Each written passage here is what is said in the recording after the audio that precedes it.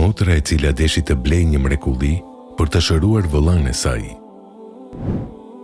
Vajza e vogël po qëndronte pranderës së dhomës së vëllait të saj të sëmur dhe po dëgjonte bisedën e prindërve të saj.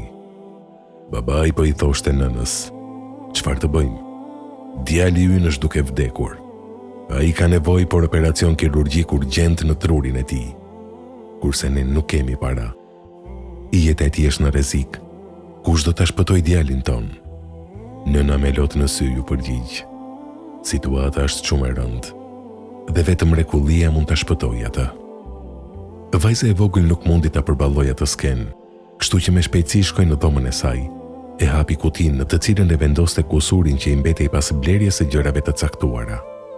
3 herë numëroi monedhat për t'u siguruar saktësisht se sa para kishte në kutinë e saj, dhe secilën herë numëronte $3.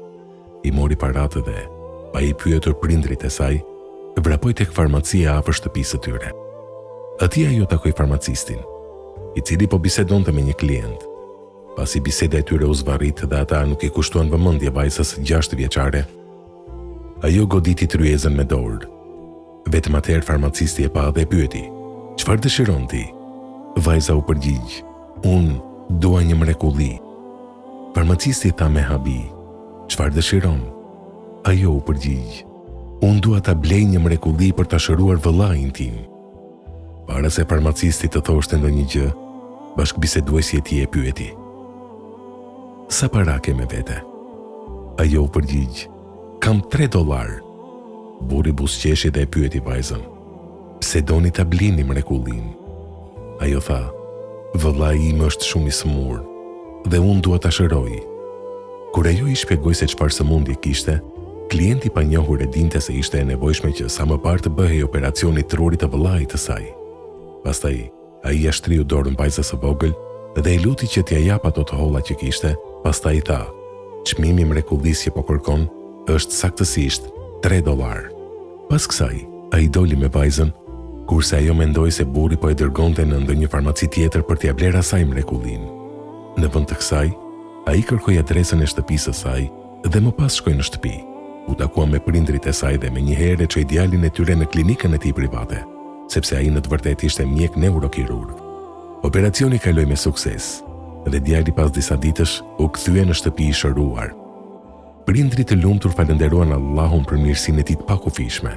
Nëna i tha babait: "Falënderimet i takojnë Zotit që na e dërgoi mjekun në kohën e duhur për ta kryer operacionin falas për djalin ton. Kjo me të vërtetë ishte një mrekulli." Vajza e vogël u përfshi në bisedën e tyre dhe i tha nënës së saj: "Nën, unë e pagova çmimin e kësaj mrekullie dhe për të i dhash të gjitha paratë që i kisha mbledhur."